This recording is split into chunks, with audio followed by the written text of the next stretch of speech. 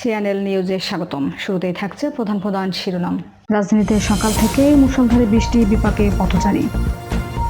প্রশ্নপত্র ফাঁসের ঘটনায় অফিস সহায়ক ও প্রহরী দুজনই কোটিপতি। ভারতের উত্তরপ্রদেশে বজ্রপাতে একদিনে 38 জনের মৃত্যু।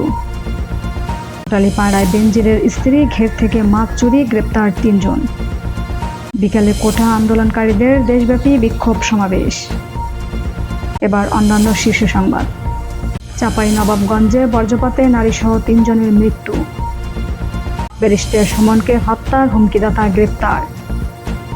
মাদক বিরোধী অভিযানে রাজধানীতে গ্রেপ্তার 20 জন। বৃষ্টির মধ্যে চলছে 18তম শিক্ষক নিবন্ধনের লিখিত পরীক্ষা। বাংলাদেশে বিনিয়োগ থেকে সরে দাঁড়ালো কোকা-কোলা। তখন শুনছিলেন শিরোনাম, এখন বিস্তারিত।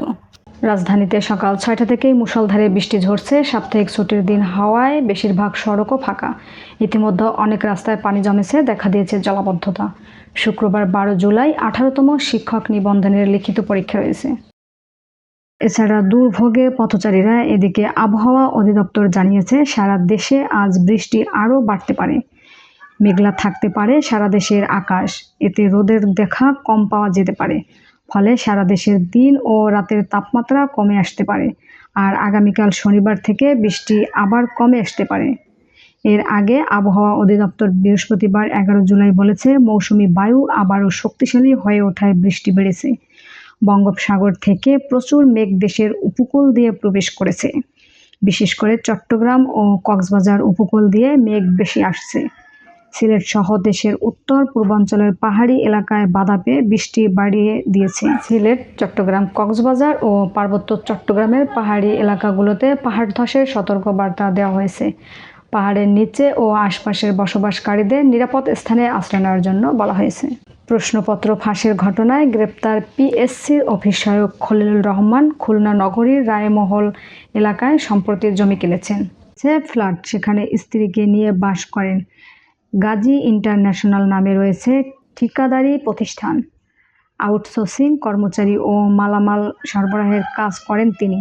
জানা যায়, রায়ের মহল এলাকার ইমদাদুল হক মনার মাধ্যমে কোটি টাকা হাতিয়েছেন খলিল। নিজের বড় ভাই হাবিবুর রহমান ও চাচাতো ভাই মফিজুর ইসলামকে পিএসসিতে চাকরি দিয়েছেন। ভগ্নিপতি মিন্টুকে জলবায়ু পরিবর্তন ট্রাস্ট, ইমাদাদুলের ভগ্নিপতি জহিরুল ইসলাম মুন্নাকে গণপূর্ত বিভাগে চাকরি দিয়েছেন। প্রতিরক্ষা মন্ত্রণালয় ও ফায়ার সার্ভিসে চাকরির নামে এলাকার অনেকের কাছ থেকে টাকা নিয়েছেন। খলিলের মা রোকসানা জানান, খলিল ঢাকায় ফ্ল্যাট কিনেছে। তিনি 2-3 বার সেই ফ্ল্যাটে থেকেছেন। রায়ের মহল এলাকায় ইমদাদুল জানান, খুলনায় জমি কেনাবেচার ব্যবসা শুরু করেন খলিল। রায়ের মহল এলাকায় নিজ বাড়ির পাশে জমি কিনেছেন।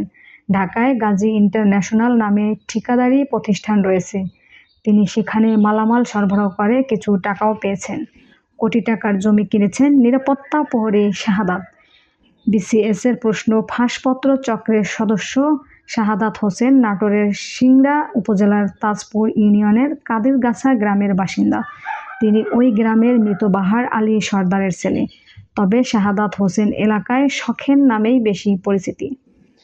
খোঁজ নিয়ে জানা যায়, নারায়ণগঞ্জের পাসপোর্ট অফিসের নিরাপত্তা প্রহরী শাহাদাত হোসেন তার গ্রামের ভিটায় 1.5 বিঘার ফলের বাগান ও বিলে 5 বিঘা জমি কিনেছেন। সিংড়া পৌরসভার উপশহরে প্রায় 50 লাখ টাকায় কিনেছেন 8 শতক জায়গা।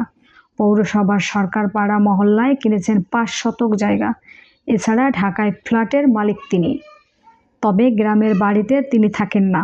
তার জমি ও ফলের বাগান দেখাশোনা করেন খালাতো ভাই হানিফ আলী।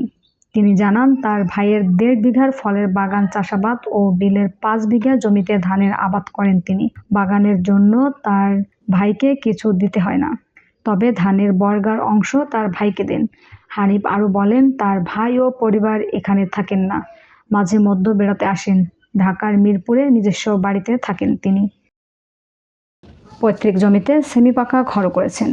শাহাদাত হোসেনের চাচাতো ভাই হাফিজুর রহমান জানান, শাহাদাত চাকরি জীবনের প্রথম কুমিল্লা পাসপোর্ট অফিসে নিরাপত্তা কর্মী হিসেবে যোগদান করেন।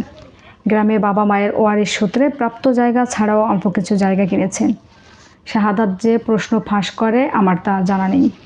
ভারতের উত্তরপ্রদেশ রাজ্যের বিভিন্ন জেলায় বজ্রপাতে একদিনে অন্তত ৩৮ জনের মৃত্যু হয়েছে, আহত হয়েছে বেশ কয়েকজন। বুধবার 10 জুলাই হতাহতের এই ঘটনা ঘটে। এ খবর জানিয়েছেন গত কয়েকদিন ধরেই উত্তরপ্রদেশে ভারী বৃষ্টিপাত হচ্ছে। বুধবার বিকাল 4টা থেকে সন্ধ্যা 6টা পর্যন্ত বজ্রপাত সহ ভারী বৃষ্টি হয়েছে রাজ্যের বেশ কয়েকটি জেলায়। এদিন বজ্রপাতে সবচেয়ে বেশি মৃত্যু হয়েছে, সেখানে 11 জনের মৃত্যু হয়। এরপরই রয়েছে সুলতানপুর, সেখানে 7 জনের মৃত্যু হয়েছে। শুধু মৃত্যুই নয়, এসব জেলায় বাস পড়ে ঝলসে গেছে 12 জনেরও বেশি। নিহতদের বেশিরভাগের বয়স 13 থেকে 15 বছর। এদের মধ্যে চাচাতো 2 ভাইও রয়েছে। সাধারণত খামারের কাজ করা, মাছ ধরা, ধান রোপণ, আম কুড়ানোর সময় বা পানি আনতে গিয়ে এসব লোক বজ্রপাতের শিকার হন।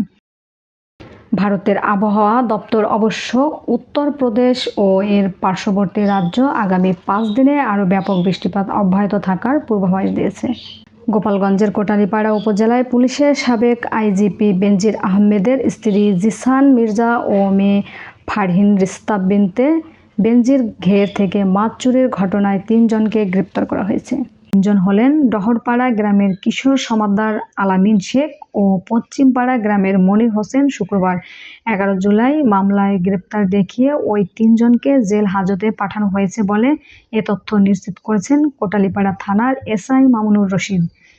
এর আগে বৃহস্পতিবার 10 জুলাই সন্ধ্যার দিকে উপজেলার কান্দি ইউনিয়নের গজালিয়া মৌজার মাচার তারা বিলে বেনজিরের স্ত্রী ও মেয়ের ঘের থেকে মাছ ধরার সময় কিশোর সমাদ্দার আলামিন শেখ ও মনির হোসেনকে গ্রেপ্তার করা হয়। কোটালীপাড়ার উপজেলা সিনিয়র মৎস্য অফিসার এস.এম. শাহজাহান সিরাজ বলেন, গত 23 মে ঢাকার মহানগর সিনিয়র স্পেশাল জজ আদালত বেনজির আহমেদ ও তার পরিবারের সদস্যদের নামিয়ে সম্পত্তি ক্রোক করে রিসিভার নিয়োগ দিয়েছেন। সেই অনুযায়ী বেনজিরের স্ত্রী জিসান মির্জা ও মেয়ে ফারহিন রিস্তা বিনতে বেনজিরের কান্দি ইউনিয়নের গজালিয়া মৌজার মাচারতারা বিলের ঘেরটি মৎস্য অধিদপ্তরকে রিসিভার নিয়োগ দিয়েছে।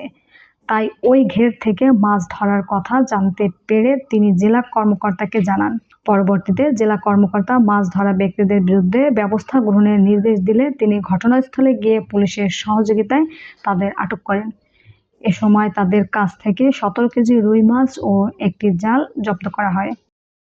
তিনি আরও বলেন, এ ঘটনায় তার দপ্তরের অফিস সহায়ক তৈমুর হাওলাদার বাদী হয়ে কোটালীপাড়া থানায় একটি মামলা করেছেন। কোটালীপাড়া থানার এসআই মামুনুর রশিদ বলেন, আটক ব্যক্তিদের বিরুদ্ধে মামলা দিয়ে জেলা হাজতে পাঠানো হয়েছে। রাজধানীর বাইরে বিভিন্ন স্থানে বৃহস্পতিবার কোটা আন্দোলনকারী শিক্ষার্থীদের উপর পুলিশের অভিযানের প্রতিবাদে শুক্রবার 12 জুলাই দেশব্যাপী ক্যাম্পাসে ক্যাম্পাসে বিক্ষোভ সমাবেশের ঘোষণা দিয়ে আন্দোলনকারীরা। প্রতিবার 11 জুলাই রাত 9টার দিকে এই নতুন কর্মসূচি ঘোষণা দেন বৈষম্য বিরোধী ছাত্র আন্দোলনের সমন্বয়ক নাহিদ হাসান। নতুন কর্মসূচি ঘোষণা করে তিনি বলেন, আমরা সব বিশ্ববিদ্যালয় প্রশাসনের কাছে অনুরোধ জানাবো, নিরাপত্তা দেওয়ার দায়িত্ব কিন্তু আপনাদের। আপনারা শিক্ষার্থীদের নিরাপত্তা নিশ্চিত করুন। আমাদের উপর হামলাকারীদের বিচারের আওতায় আনুন।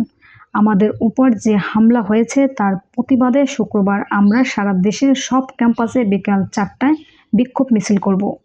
আন্দোলনের অন্যতম সমন্বয়ক হাসানত আবদুল্লাহ বলেন, হাইকোর্টের আংশিক রায়ে একটি বিষয় পরিষ্কার হয়েছে। হাইকোর্টের আংশিক রায়ে বলা হয়েছে, সরকার চাইলে কোটা সংস্কার করতে পারে। এই বিষয়টি আজ স্পষ্ট হয়েছে। যদি তাই হয় তাহলে কেন লাঠিচার্জ করা হলো?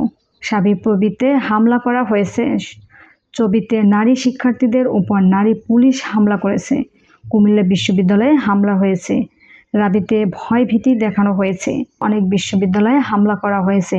যারা হামলা করেছে সেই পুলিশদের বিচারের আওতায় আনতে হবে। আমরা মনে করি এতে সরকারেরই ভাবমূর্তি ক্ষুণ্ণ হয়েছে। আপনারা এতদিন আমাদের বলেছেন আদালতের প্রতি ভরসা রাখতে। এখন আদালত আপনাদের দায়িত্ব দিয়েছে, সেটি আপনারা পালন করুন। এর আগে বিকেল 5টার দিকে ঢাকা বিশ্ববিদ্যালয় ক্যাম্পাস থেকে কয়েক হাজার শিক্ষার্থীর একটি মিছিল ক্যাম্পাস প্রদক্ষিণ করে শাহবাগে যায় এবং শাহবাগে অবরোধ করে। সংবাদ শেষ করার আগে প্রধান শিরোনামগুলি আরেকবার। রাজধানীতে সকাল থেকেই মুষলধারে বৃষ্টি, বিপাকে পথচারী। প্রশ্নপত্র ফাঁসের ঘটনায় অফিস সহায়ক ও প্রহরী দুজনই কোটিপতি। ভারতের উত্তরপ্রদেশে বজ্রপাতে একদিনে 38 জনের মৃত্যু। কোটালীপাড়ায় বেনজিরের স্ত্রী ঘের থেকে মাছ চুরি, গ্রেপ্তার 3 জন। বিকালে কোটা আন্দোলনকারীদের দেশব্যাপী বিক্ষোভ সমাবেশ। এখন বিদায় নিচ্ছি, আমি চন্দ্রা। পরবর্তী সংবাদ শোনার আমন্ত্রণ রইল।